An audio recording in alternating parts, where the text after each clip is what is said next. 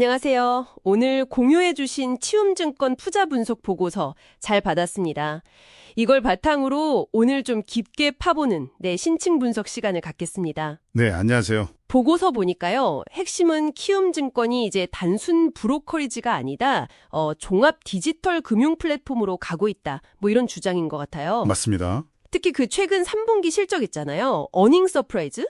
이게 굉장히 중요한 변곡점이다. 이렇게 보는 것 같고요. 바로 한번 시작해 볼까요? 네, 좋습니다. 자료를 보면 키움증권, 뭐 다들 아시겠지만 2000년에 온라인 증권사로 처음 시작해서 위탁매매 1위는 계속 지켜왔잖아요. 네, 그렇죠. 뭐 거의 19년 연속이니까요. 그런데 이제 AI, IB, 글로벌이라는 이런 전략을 내세우면서 디지털 금융 플랫폼으로 전환하겠다. 딱 선언을 했더라고요. 이게 구체적으로 어떤 의미로 봐야 할까요? 네, 그 전략적 전환의 핵심은요. 사실 키움증권의 가치를 평가하는 그 방식 자체를 좀 바꾸려는 시도라고 볼 수 있습니다. 예전에는 시장이 주로 이제 거래 대금이 얼마나 되느냐 여기에 따라서 키움증권을 평가하는 경향이 좀 강했죠. 네, 아무래도 위탁매매 비중이 높았으니까요. 그렇죠. 그런데 이 보고서에서도 지적하듯이 그 IB나 자산관리 같은 다른 사업들은 사실 거래대금 변동하고는 크게 상관없이 좀 안정적인 수익을 낼 수 있거든요. 그러니까 이걸 키우면 기업 전체 이익의 어떤 질적인 개선, 이걸 가져오고 변동성도 줄일 수 있다는 겁니다. 그래서 더 높은 평가를 받을 수 있는 기반이 된다. 뭐 이런 논리죠. 아, 거래대금 의존도를 낮추는 게 핵심이군요. 네, 맞습니다. 그게 중요한 목표인 셈이죠. 그렇군요. 그럼 사업별로 좀 짚어보면 위탁매매는 뭐 여전히 압도적이고요. 25년 2분기 점유율이 20.9%니까요. 그런데 투자은행, IB 쪽 성장이 상당히 눈에 띄네요. 네, IB 쪽이 새로운 성장 동력으로 확실히 부각되고 있습니다. 24년 IB 수익이 보니까 164%나 증가했고 25년 3분기에도 뭐 도우인시스 IPO 주관이라든지 포스코 퓨처엠 유상증자 같은 꽤 굵직한 딜들을 많이 했더라고요. 네, 성공적으로 잘 마무리했죠. 그리고 AI 자산관리 키움이 같은 경우는 좀 더 장기적인 포석으로 봐야 할 것 같고요. 그렇군요. 그리고 또 하나 그 대체거래소 ATS 넥스트레이드 출범. 이것도 키움증권에는 구조적인 호재다. 이런 분석이 있네요. 아, 네. 그 부분도 중요합니다. 거래 시간이 지금보다 늘어나면 아무래도 시장 전체 거래대금 자체가 좀 커질 가능성이 높지 않겠습니까? 그렇죠. 야간 거래도 가능해지니까요. 네. 그렇게 되면 이 시장에서 압도적인 1위인 키움증권의 위탁매매 수익은 뭐 자연스럽게 같이 증가할 거다 이런 논리입니다. 그러니까 시장 파이가 커지는 효과를 키움증권이 가장 크게 누릴 수 있다 이렇게 보는 거죠. 아하, 그렇군요. 자, 그럼 이제 가장 중요한 부분 같은데요. 실적입니다. 이 보고서가 제일 강조하는 게 2025년 3분기 실적인 것 같아요. 네, 맞습니다.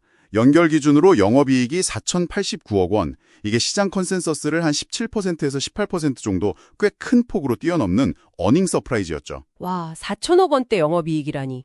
전년 동기 대비로는 얼마나 늘어난 건가요? 전년 동기 대비로는 52.6%나 증가했습니다. 50% 이상 급증이라니. 와, 정말 대단하네요. 그런데 이게 궁금해요. 그냥 시장에 좋아서 반짝 오른 건지 아니면 키움증권 자체의 어떤 체질 개선 덕분인지 보고서는 어떻게 보고 있나요? 보고서는 이걸 단순한 일시적 호황이 아니라고 분석합니다.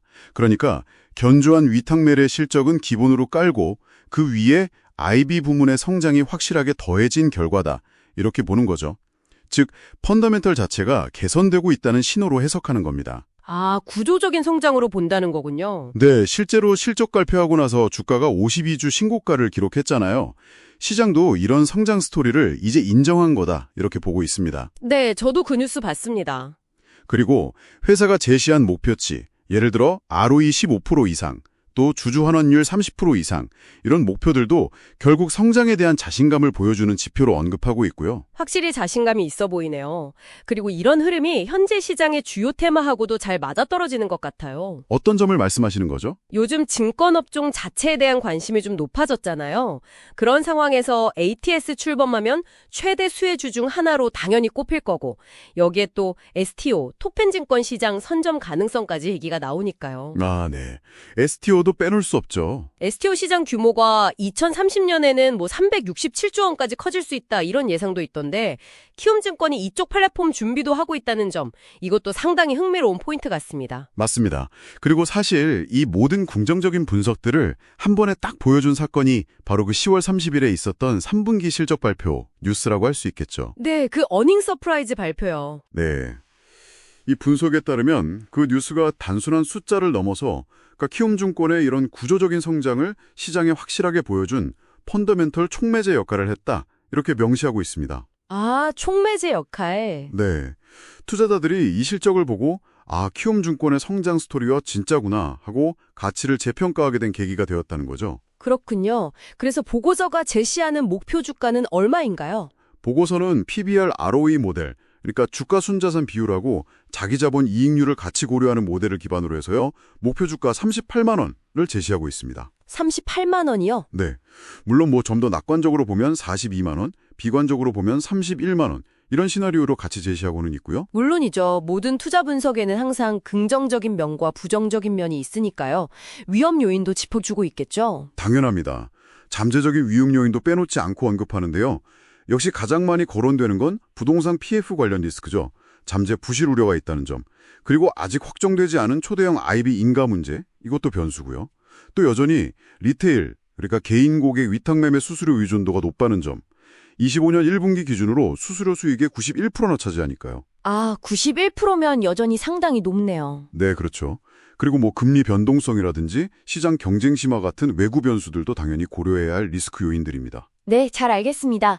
그럼 오늘 내용을 좀 정리해보면 이 보고서는 키움증권의 과거의 그 브로커리지 강자에서 벗어나서 IB와 또 AI, STO 같은 신사업을 통해서 미래의 디지털 금융 플랫폼으로 도약하고 있는 기업으로 보고 있다. 이렇게 요약할 수 있겠네요? 네, 맞습니다. 특히 그 인상적인 3분기 실적이 이런 변화의 가능성을 강력하게 뒷받침해주고 있다는 거고요.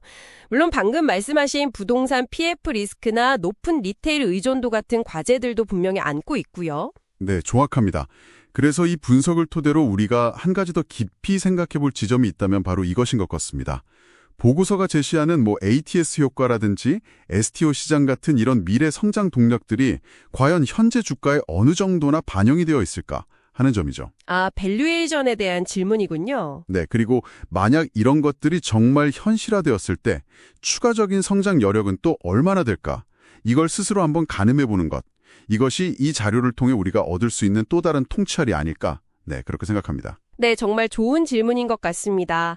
오늘 귀한 자료 덕분에 키움증권에 대해서 정말 깊이 있는 분석을 할 수 있었네요. 감사합니다. 네, 저도 유익한 시간이었습니다. 오늘 저희의 심층 분석이 듣고 계신 여러분께도 유익한 시간이 되셨기를 바랍니다. 감사합니다.